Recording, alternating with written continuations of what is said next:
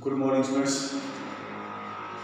Today we will discuss about diagrammatic representation, or we can say problem of deficit demand. Firstly, you should know about the definition of deficit demand. When aggregate demand is lesser than aggregate supply, it is the situation of deficit demand. Deficit demand को हम जो है diagrammatically कैसे present कर सकते हैं? It is aggregate supply, or we can say income line, and it is aggregate demand, or we can say planned aggregate demand, and it is ADF, full employment aggregate demand at the level of full employment. और ये जो gap है ई और F gap है, ये किसको show करता है? ये डेफिसिट डिमांड को शो करता है। हमारी जो डिमांड कितनी होनी चाहिए फुल एम्प्लॉयमेंट लेवल पे? Aggregate demand should be up to E point, लेकिन है कितनी? एफ पॉइंट पे। जो ये ई एफ है, ये ई एफ किसको शो करता है? This E F gap is the indicator of deficit demand. ये डेफिसिट डिमांड का इंडिकेटर है। और उसके बाद इसके कॉजेज क्या हो सकते हैं? Why deficit demand creates? Deficit demand क्यों क्रिएट होती है? First reason is reduction in private final consumption expenditure. Households जो कंज्यूमिंग रिक्वायरमेंट्स फुलफिल करने के लिए जो एक्सपेंड करते हैं, कंजम्पशन पे एक्सपेंड करते हैं, वो अगर रिडक्शन कर दें, रिड्यूस कर दें, उनकी जो कंजम्पशन कैपेसिटी है वो कम हो जाए। वो कम क्यों होगी? जब एमपीसी बढ़ती है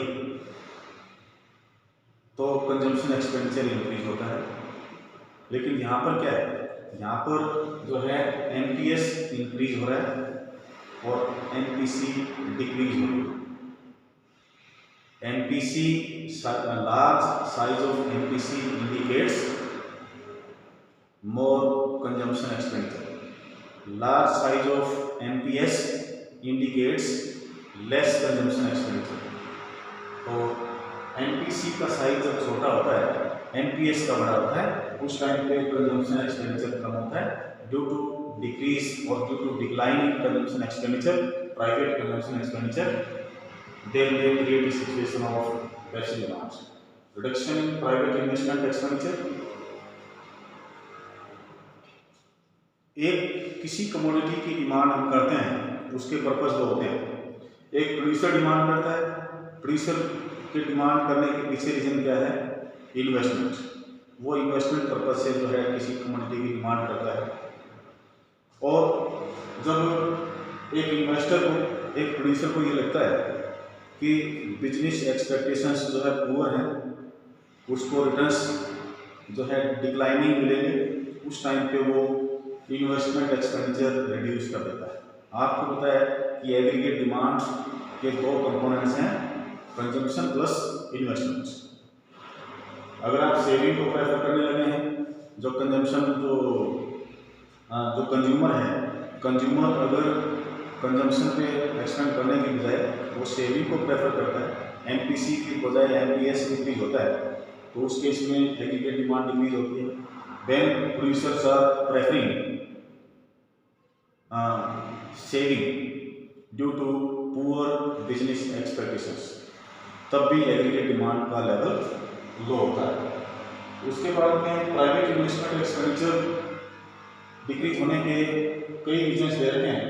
रिडक्शन इन गवर्नमेंट एक्सपेंडिचर, कई बार जो है गवर्नमेंट भी कंजम्पशन और इन्वेस्टमेंट एक्सपेंडिचर रिड्यूस करती है। उसके पीछे रीजन क्या है कि गवर्नमेंट में कट इट्स कंजम्पशन एक्सपेंडिचर और इन्वेस्टमेंट एक्सपेंडिचर। दिस में भी बिकॉज ऑफ गवर्नमेंट के सामने भी जो है बजटरी प्रॉब्लम हो सकती है। गवर्नमेंट के पास बजट कम है, उस कारण भी वो कंजम्पशन और इन्वेस्टमेंट एक्सपेंडिचर रिड्यूस कर सकती है। अपने एक्सपेंडिचर्स रिड्यूस करने के लिए कंजम्पशन में कट लगाती है, इन्वेस्टमेंट में कट लगाती है। उसका जो है अल्टीमेटली इफेक्ट किस पे जाता है? एग्रीगेट डिमांड पे जाता है। एग्रीगेट डिमांड विल रिड्यूस, तो डेफिसिट डिमांड क्रिएट होगी। उसके बाद decline in exports, export is also a part of aggregate demand, component हैं। उसके कंपोनेंट कौन से हो सकते हैं? जब हम ओपन इकोनॉमी की बात करते हैं तो aggregate demand is equal to consumption plus investment plus net exports.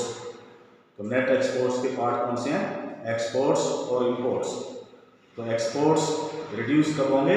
जब अदर कंट्रीज में हमारी कमोडिटी की डिमांड जो है कम होती है, या फिर ये कहें कि इसमें क्या दे दिया कि we know exports are important component, a fall in export implies fall in expenditure on the domestically produced goods and services.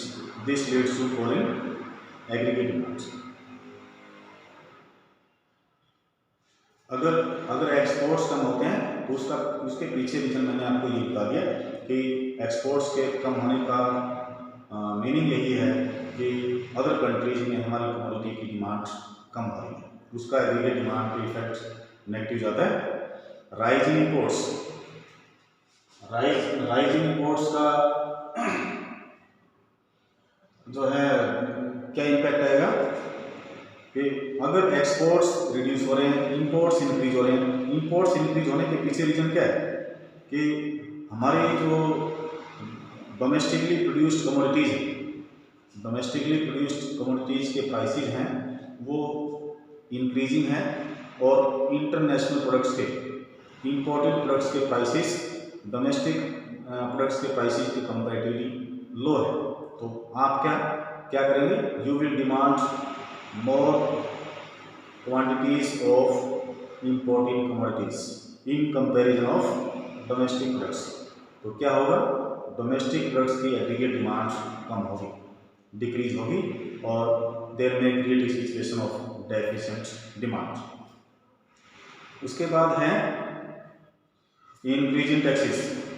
आपको पता है कि एक पर्सनल डिस्पोजेबल इनकम होती है, डायरेक्ट टैक्स का स्लैब, इनकम टैक्स का स्लैब इंक्रीज कर दिया जाए, इनकम टैक्स इंक्रीज कर दिया जाए, टैक्सेस का बर्डन इंक्रीज कर दिया जाए, तो जो हमारे हाउस होल्ड्स हैं, कंज्यूमर्स हैं, उनके पास डिस्पोजेबल इनकम कम बचेगी। When they have less disposable income, they have less capacity to expend the money on consumption. उससे जो है अल्टीमेटली इफेक्ट कहाँ पर जाएगा? एग्रीगेट डिमांड के ऊपर। तो हैवी टैक्स बर्डन के कारण भी आपका एग्रीगेट डिमांड का लेवल डिक्रीज होता है, डेफिसिट डिमांड क्रिएट होती है। तो उसके बाद इसके कॉन्सिक्वेंसेस क्या हो सकते हैं? एग्रीगेट डिमांड के कॉन्सिक्वेंसेस क्या हो सकते हैं? एक तो फर्स्ट कॉन्सिक्वेंस तो यही है कि जो इक्विलिब्रियम जीडीपी और इनकम का इक्विलिब्रियम जो फुल एम्प्लॉयमेंट लेवल पे होना चाहिए था, वो अंडर एम्प्लॉयमेंट लेवल पे इक्विलिब्रियम होगा। यहाँ पर इक्विलिब्रियम होना चाहिए था, इक्विलिब्रियम यहाँ पर अंडर एम्प्लॉयमेंट लेवल पे। ये आपका प्रोडक्शन का लेवल, इनकम का लेवल फुल एम्प्लॉयमेंट लेवल पे OM होना चाहिए था, लेकिन जो है अंडर एम्प्लॉयमेंट लेवल पे इक्विलिब्रियम कहाँ पर है? ON है, ON। ये पॉइंट क्यू पॉइंट किसको शो करता है? ये पॉइंट किसका है? अंडर एम्प्लॉयमेंट पॉइंट है, और ये aggregate demand at the level of full employment, और ADP एग्रीगेट डिमांड, और we can say plan aggregate demand.